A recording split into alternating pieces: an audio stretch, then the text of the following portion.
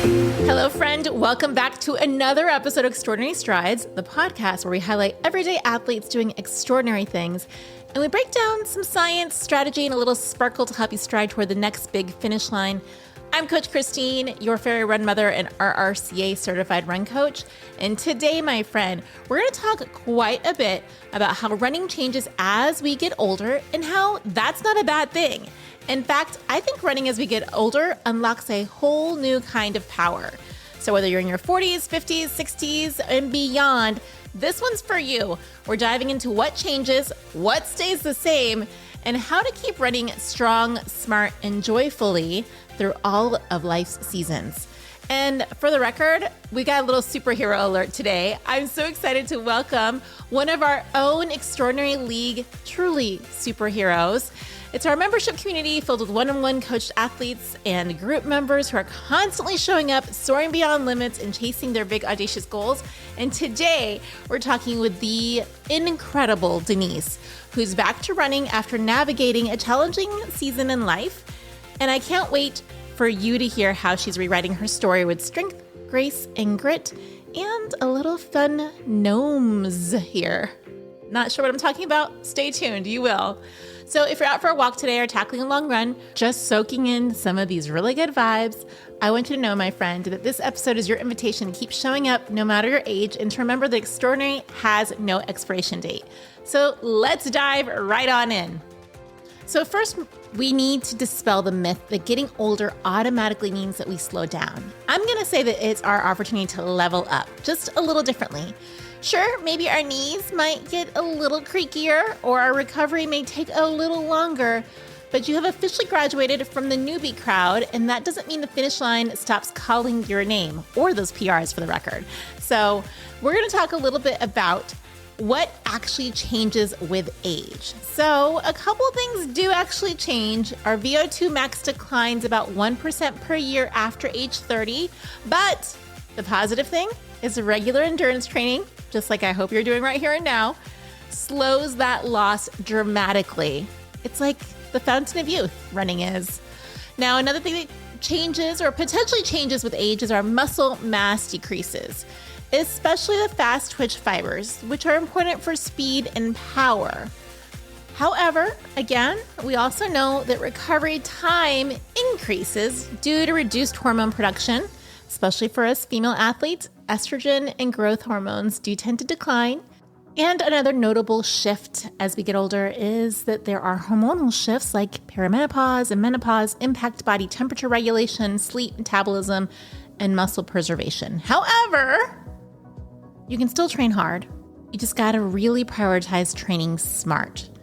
So I feel that older women runners are actually the secret superheroes. I said it right here and now. I'm going on record.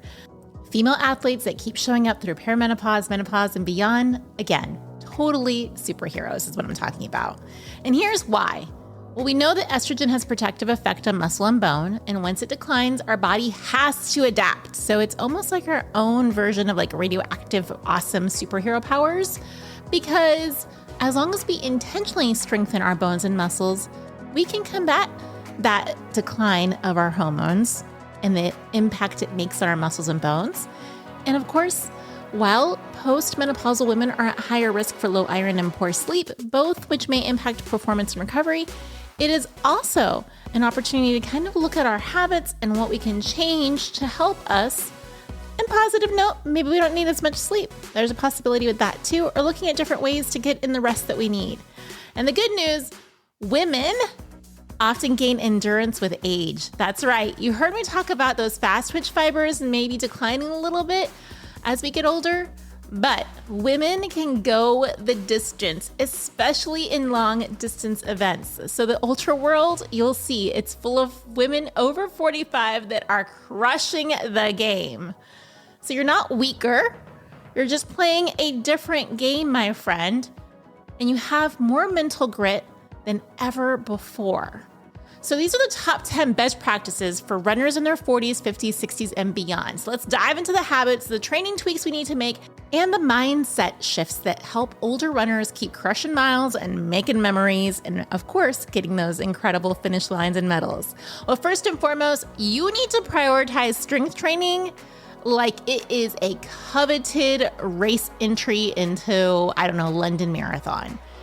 Because as we age, we do lose 3 to 8% of our muscle mass per decade, even more after 60. So the fix is simple. We just have to prioritize that strength training 2 to 3 times per week. You're going to want to focus on, especially female athletes, you're going to want to focus on compound movements, power moves like deadlifts, squats, lunges, and step-ups. For all of my athletes that are hating those split squats, I'm telling you, they're good for you. I'm pointing at you. You know who I'm talking to. Glute, hamstring, and core strength should always be focused on as well. And lifting heavier with good form to support those bone density and metabolism. So think of it this way. Strong muscles equals faster running, fewer injuries, and better hormone balance. Okay, the next thing on our list is to double down on recovery. That's right, older bodies need more time to rebuild, and that is not a flaw. It's just how the repair system changes. So best practices, add in rest days strategically. If you're running every day or you're doing some of those mile streaks or activity streaks, take into consideration we do need rest days. Also, active recovery like yoga, walking, mobility work. These are vital, my friend. Now, the next one on the doubling down of recovery is that we need to prioritize 7 to 9 hours of quality sleep. Okay, I know I said it's harder to sleep as certain hormones decline as we get older. So don't necessarily look at it as I have to have 9 full hours and I'm going to go to bed at 8 p.m. and get up and 9 hours later. You could always prioritize and add in a really good quality nap, especially when you're in a higher peak of your training. But the most important is not to skip those warm-ups and cool downs, and let's not skip our post-run fuel. I want to remind you, recovery isn't lazy. It's literally what lets you keep showing up. So please, please double down on your recovery. I've already touched on it a little bit. We're going to talk a bit more. How number 3 is we have to fuel with more intention, especially protein. Oh, my female athletes, please get in more protein and carbs. Muscle maintenance, hormone regulation, energy management, all hinge on quality nutrition. And of course, there's gorgeous fats too. So protein aiming for 1.2 to 2 grams of a kilogram of body weight per day. Spread it throughout your day. Carbs, your best friend for endurance and hormone health, of course, because, nobody wants to be grumpy. And fats, including those omega-3s for joint health and to help reduce inflammation. Please do not undereat. Please do not underfuel your runs. You're not 22. It's not quite as easy for your body to just take in one meal a day and then feel like you could go for days with it. Please, please, please. It's very imperative that you really do figure out and dial in your nutrition. Now, the next thing that we're going to talk about is how it is, and I think this one's a little easier to do as we get older, listening to our body. Learning it has a new language, or if maybe not a whole new language, but a new dialect. So when our bodies send us new signals like little aches or longer soreness or sudden fatigue, let's pay attention to how our energy levels shift during the month, how hard workouts may affect or impact our sleep, and our heart rate variability, if you're tracking your data, stress, all of these things. Please do take a little bit more time. Maybe this is a great time to add in a meditative practice, a breath work practice, because your body isn't betraying you. It's just speaking a slightly different dialect now. And we want you to get that Duolingo for your body and get that translation going, my friend. Okay. We're going to hydrate smarter as we get older. With age, our thirst response dulls. I promise this is not all bad, right? But okay, so our thirst response dulls and hormonal shifts increase our dehydration risk. So the best practice is just to get into that habit of hydrating throughout the day, not just around your workouts, adding in electrolytes, especially in warmer or humid weather, and of course, monitoring your urine color. Depending on where you're at, and talk to your doctor about it, but if you're not on any medications that should cause any changes in your urine color, you're going to aim for a pale yellow. If it's clear, you probably need to pull back on that hydration or add in some electrolytes. And if it's darker, maybe it's time to put down the coffee. Not forever, but just add in a glass of water. Hydrated runners no matter what their age, are happier, faster, and less likely to cramp up mid-race. Now, this one's going to be a tough one. I know it is. We love running. That's why you're listening right now, right? It just puts a little extra pep in our step like nothing else does. But you're going to need to cross-train, my friend. You want to stay in the game longer? Well, you're going to need to incorporate cycling and swimming. Low-impact steady state like walking is phenomenal, or elliptical sessions to build that aerobic capacity with less joint stress. And bonus, cross-training keeps movement joyful and sustainable, and it lets you run for decades. Now, this is a really important one. We're going to update our goals. They are allowed to evolve. Performance goals are awesome, but so are process goals, longevity goals, and feel good in my skin goals. So ask yourself, what does success look like now? Is it finishing strong? Is it feeling joyful? Is it staying injury-free?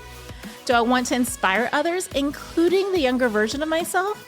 Or maybe as we get older, we could always look at that positive. Those Boston qualifying times get a little bit more lenient, a little bit more room to maybe snag that BQ. So shifting a goalpost doesn't mean that you've lost your edge. It means you've gained perspective on what's important to where you are right here and now.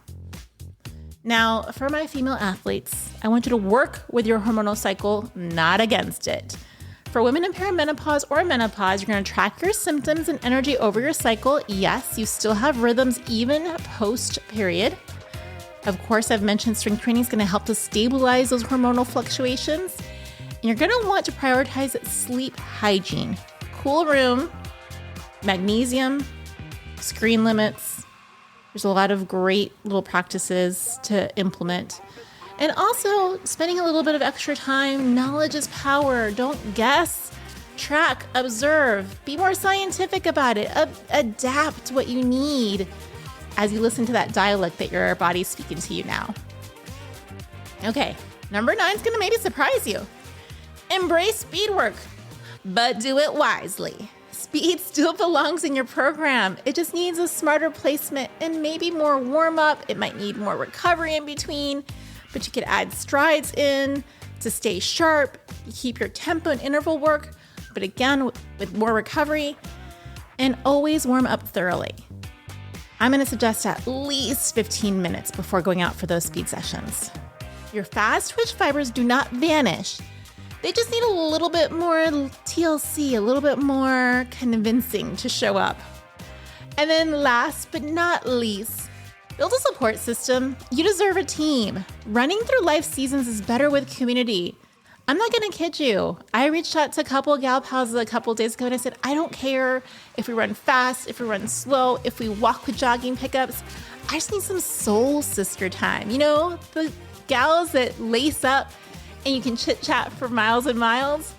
So find your people, be it online or in person.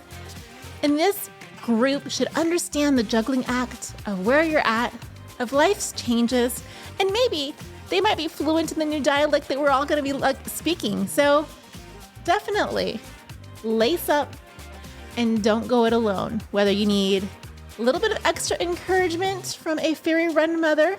Hello, hi, I'm here for you. A group like the Extraordinary League, or you're looking for your ride or die best running friend. Don't do it alone. We've got tons of people that really want to keep you supported and motivated. So in closing, you're not slowing down, you're evolving, you're leveling up. Running in our older years is all about working with our body, not against it. It's about embracing the wisdom that we've earned, respecting the changes that you've experienced, and building a new kind of resilience the younger runners haven't even met yet. So you don't have to prove anything to anyone. You just have to keep showing up for your goals, your joy, your health, and that inner voice that says, hey, I'm still in this. Because as we know, extraordinary isn't limited by age, it just gets better with time. So we've talked all about those extraordinary people Well, I can't wait to introduce you to my next guest because I have with me here somebody who embodies everything about joy and movement and gratitude for our bodies and what they can do, because Dennise is lacing up once again for the marathon distance, and not just any race, my friend. She's tackling Chicago Marathon. Now get this, the last time she ran in Chicago was all the way back in 2002, and now, more than 2 decades later, she's back. Stronger, more purpose-driven, and with a big old audacious goal, completing the World Marathon Majors. And this story is incredible. But what makes this return even more meaningful is why she's running. Dennise is fundraising for the Our Lady of the Angels charity, a cause that's extremely close to her heart. And she's bringing her own special brand of charm and cheer to the process by creating sweet gnomes that are marathon themed in exchange for donations. I mean, can we get a round of applause for that creativity and that connection back to our running? So my friend, you're going to want to hear this, but more importantly, welcome, Dennise. I'm so excited to have you here with us today. Hi, thank you for having me. I'm so excited. I can't wait to get into this conversation because when we first started talking about your sweet gnomes, I should say, I thought, man, I would love it if you would come and join me on the podcast because there's so much I want to learn more about your story. I already know and am impressed by so much of your story. But let's get started, my friend, because I want to take it back. If I'm correct, to 2002. You're standing at the starting line of the Chicago Marathon. Can you paint that picture for us? Who was Dennise back then? Oh, Dennise was a young girl who was taking everything in because these majors are just so fun. There's so many people, even in 2002, which it's been so many years, but I can still feel it. I can still remember the energy, the push. I cannot tell you, the first 3 miles just went by a blur. It just felt like I was being pushed by the entire crowd. It was great. And I was naive. I was training, but I didn't feel as prepared as I'm hoping to be this time around. Well, you've already laid down a really good base and we haven't even gotten started on marathon training. So I feel like your training, definitely what lies ahead is going to be a fantastic summer. But can I ask, before we touch more on what's happened since then, what were your goals or your mindset? Maybe what did your life look like? Can you give us a glimpse of what your life looked like back then? Yeah, I had just recently gotten married. I had just started my career, so everything was new. And so for me, I was like, okay, I'm going to run a marathon. My first marathon I had run was the Jacksonville Marathon, and I loved it. And I said, okay, I'm going to do Chicago. My best friend lives there. Let's go. And my husband was on board, and sure enough, we went there. So I was full of excitement. At that time, I truly was just full of excitement, full of joy, enjoying all of life, and just wanted to just take it all in. I love it. I think since then, I believe it's been rebranded as the Donna Marathon, or it's been absorbed, or maybe it's a completely different race at this point. I think so. I'm not sure if it's been absorbed, but back then I do remember I was one of the last ones then to finish it when I did. But I finished and I got my medal and fell more in love with marathon running from then. That's what I love about marathons is that it doesn't matter what time you finish it in, you finished it. That's an accomplishment that you can take with you for the rest of your life. Nobody can take that away. But that does bring us to today. It's nearly, a couple decades later, and you're heading back to Chicago, tackling the same race. A lot has changed since then. Can you tell us a little bit about what life has looked like for you since then? How has your relationship with running evolved since then? Sure. I am a cancer survivor 2 times. So I ended up having, through the treatments, I had to put running on the backside and do other types of stuff to keep active and healthy. So I decided to do Chicago because for me, that's where it all really started, my love back into marathon training. So I said, I'm going to go back and I'm going to start with Chicago, and I'm going to celebrate that I've gone through the cancer. I'm here and I'm ready to take it on. So that's really why I'm back and what I'm doing with it. So. Oh, wow. Well, that's incredible. So quite a bit has changed, I would say, at this point, but it sounds like still that vibrant young spirit that's excited and passionate has not changed at all since when you first towed up that start line. I tend to think that I love life, and especially after you've been through some challenges, you just embrace it even more. And yes, I'm trying to keep young as well. So I do hope to have the same spirit and have the same feelings that I did when I first ran it. So, and life has changed. I'm quite older now and have different body aches and change different paces and stuff like that. But it's all great. It's all everything you want to just achieve and keep pushing forward. Right. So I'm hearing that there's a kind of a new zest, at least on life, where there's a lot of gratitude as you approach the season of running. Absolutely. There is a lot of gratitude.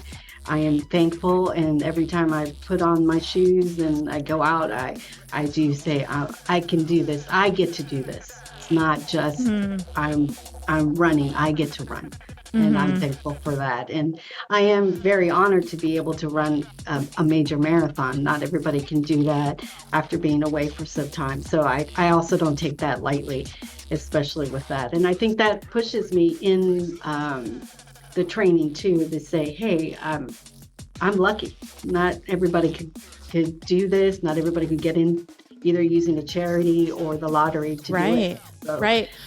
I've said this before, but I'm going to reiterate it again. I mean, when it comes to running, we joke that it's a free sport, but that's hardly the case, especially when you decide to take on some of these races or the majors.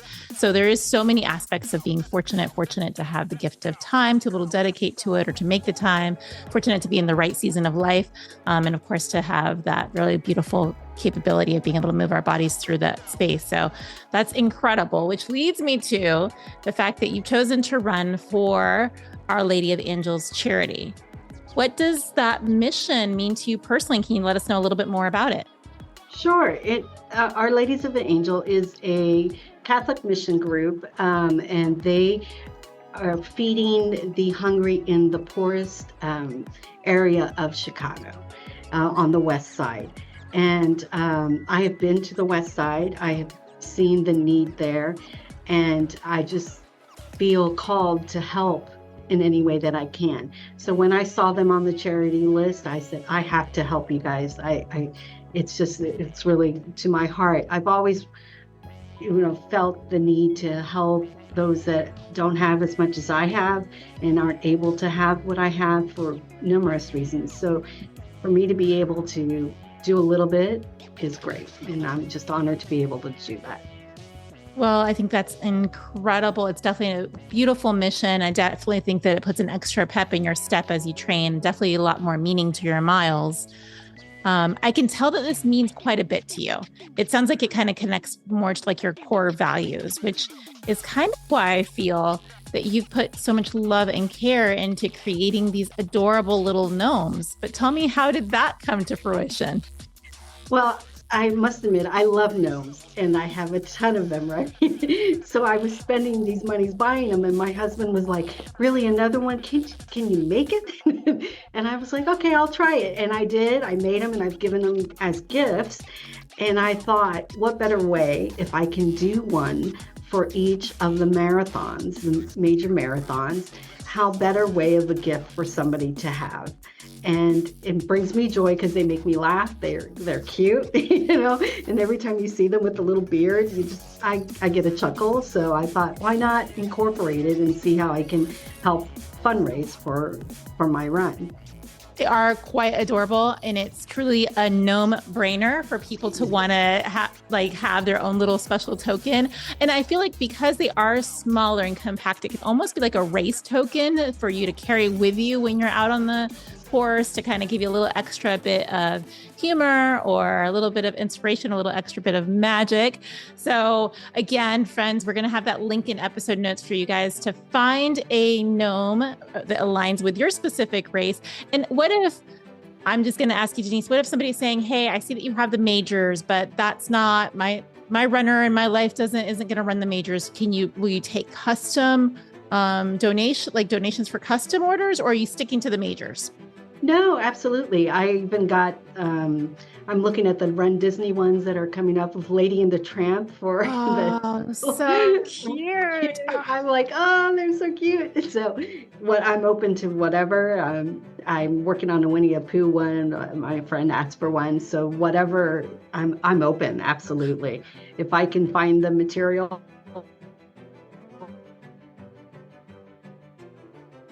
Okay, so I'm hearing we're going to make it happen one way or the other. I've got to tell you, Dennise, I do not need something else that I have to collect.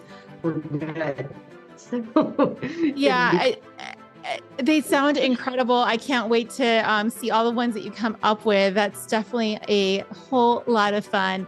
Now, I want to talk to you a little bit more about additionally, you're running, because again, that's such a major part of why you're even doing this fundraiser. What do you generally, in your pursuit of running, what do you generally help? What is your usual favorite distance, or your favorite do you have a specific that you tend to target? I really like my distance that I really like is the 10K distance. For me, that is I consider it my base. I like to run it. I think, okay, I can do the 10K. That's cool. So that's kind of my favorite distance to run for fun. It would be the 10K. Okay. I gotcha. I got you. It's a good distance. I have to be honest. I'm a little scarred from a 10K that I did eons ago that I needed for a proof of time. And I remember it being I wanted to die the entire 6.22 miles. So it took me a long time to come back to the 10K distance and approach it in a way where I actually can enjoy it now. But it's a fabulous distance. There's no doubt about it. I want to talk a little bit about this bucket list of yours, or this big goal of yours. I call them big, audacious goals of tackling the World Marathon Majors. It's not just a bucket list item. It's actually a truly bold commitment, especially now more than ever. What drew you to that challenge? Does it have to do with being a cancer survivor, or is there a specific aspect of the World Marathon Majors that really calls you? I think it has to deal with the cancers, being a cancer survivor. Say, why not do this? For me, it always had seemed like something I can't do. I couldn't reach it. And I said to myself, listen, I beat cancer twice. Why can't I do these marathons? Why can't I have the 6 stars? So you just need to start. Take one step in front of the other, one foot in front of the other. Okay. I love that. I love the why not? I mean, one of the things that we talk a lot about in running is to dig deep into your why. And that is incredibly important, especially whether you get into endurance distance. But I think that there's also a lot of beauty of why not, or why not me, or the opportunities are there for us to tackle them and just to try our very best towards them. So I am also curious if there's a specific marathon major that you're most excited about. I mean, I assume Chicago right now, but is there another specific one that's calling to you?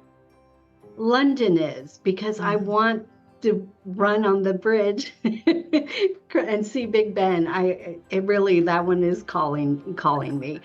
I'm nervous about Tokyo, but I love the thought of London and running on the bridge, seeing Big Ben. I'm looking forward to that. London was a party for 26.2 miles the entire time. From the minute you touch down, I feel like go to the expo. It feels, because there is such a charity base to it, I feel like it's a race that folks are really there to think of the bigger picture. So people are really there for the joy in the community. And I got to tell you, running over Tower Bridge is truly spectacular. And I can't wait for you to experience it. I hope it makes you giggle as much as I do, or I did during it, because when I ran it, I also was running with a pack or herd, I don't know what we would call them, of rhinos. And it was a fundraiser and they were dressed as rhinos. So that just made me giggle. I mean, full on suit. They probably had an extra 30 pounds of costuming on them. I have no idea how they did it, but giving them a lot of kudos for it. It is an incredible race.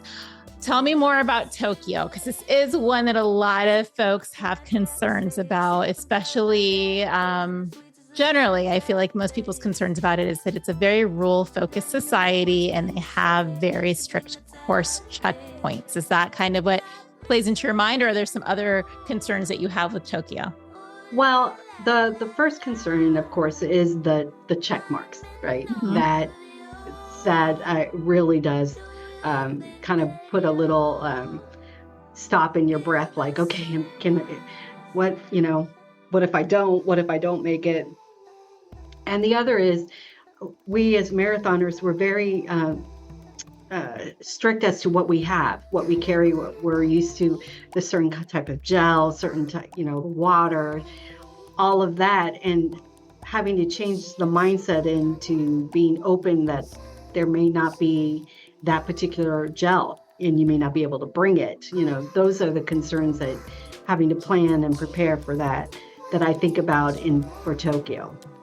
Okay, we will definitely talk more about that when we get to Tokyo, but the best suggestion I can give for anyone who's traveling internationally, whether it's through Tokyo or heading elsewhere, is to, thankfully, because of the internet, we are able to generally get that fuel or those hydration mixes that they use for the actual specific course, and to train with it. I will tell you that the hydration mix that they use is actually one of my favorites now that I was able to experience it through my training. I think you'll really actually enjoy it. So being able to train for our fueling and our hydration so that we don't need to be as concerned, that's definitely a great one. I will, though, say that they're not, I can't 100% tell you whether or not they're as strict with the fueling, because when I did it, I took off my throwaway layer and my fuel was in my throwaway layer. So I ended up having to rely on the course anyway. Oh no. But it's a wonderful adventure. It is such an incredible scenic vista as well. And the culture is the community is incredible too. So there's so many fun aspects of these. So to the listening audience, it really does come down to being able to kind of immerse yourself in these once in a lifetime experiences. And I know there's plenty of people who go back to these majors over and over again, and I think that's incredible. But whether you do it one time or 15 times, it's still just being grateful to show up, as you've mentioned, Dennise. Okay, let's talk a little bit about, what are you most proud of when it comes to your running journey or getting back into your training? I think I'm most proud that I'm actually doing it and being consistent with the training. I think that I'm proud of myself for stepping out, getting out that door and doing it. I think it's very easy to say, okay, I got to sleep in, or I've got so much work to do, but actually scheduling and making the time to do it. I'm proud that I've been doing that. I agree. It's phenomenal. Truly, I know that you have an incredibly busy schedule and you still show up to make it happen, which is absolutely wonderful. And it shows it's a testament to your commitment to making this all happen for you. Okay, let's go back to these adorable gnomes. If these gnomes could whisper words of encouragement to a runner or supporter, what would they say? You would say, you got it. Keep going. It's perfect. It's perfect. Just like a gnome would say. Seriously, why get into all of the jazziness of tons of flowery words or phrases when you got it is all you really need? Yes, that just makes perfect gnome sense. Okay, my puns are getting worse. They're getting worse. But okay. I love them. Okay. What would you say to somebody who is potentially maybe in a different season of life and they think, so much has changed since maybe they felt like they were a runner. They no longer associate themselves as being a runner. What would you say for somebody who is considering lacing up and getting back out there? I would say, do it. Just do it. I started running with my dad, and we would run together just a mile because I was little, I was 13 years old when we started, and then I would increase shortly running with him. And he is 83 years old and he runs a mile every day. I want to be him when I grow up. Me too. Seriously. And he loves it. And if I say, it doesn't matter how old you are, just lace up and just one foot in front of the other, go out and do it. Just do it. And it doesn't matter how fast you go. It doesn't. Just Amen. Just go. So Run, walk, do it. yeah. What does your papa think about you doing this and going back out to Chicago or the World Marathon Majors? Oh, he's excited. He said he wants to see the 6 stars. He's like, I just want to see that. And I said, yes, Dad, I'll do it. So he's Dennise, excited. that is so special. You are going to cry, my friend, when you show him that 6-star medal. I am. I'm going to cry. I'm all getting teared up just thinking about the day I do that. Because the first marathon I ran in Jacksonville, he ran the last half with me. I had gotten to that wall and he ran the last half with me. And we crossed together. And, for me to show him, I'll be sobbing like like crazy. But yes. So if anyone is wanting to try, it doesn't matter how old you are, just lace up and go. Get out there. Oh, yeah. I love that. Okay. So we know what you're going to first do when you get your 6-star medal. What are you going to have as your post-celebration meal after you get your 6-star medal? Oh, I'm like you. I'm burger and fries. Yeah, absolutely. I mean, I'm not going to lie. Also, a little glass of red wine doesn't hurt my feelings with that either, but burger and fries is my first go-to. Champagne for me. I love champagne, so I will have that. Me too. I love bubbly. I mean, there'll be so much to celebrate. Okay. I love all of your wisdom. I cannot wait to see your journey. I'm so excited to see you toe up to the start line of Chicago and all of the many more destinations that you have in front of you.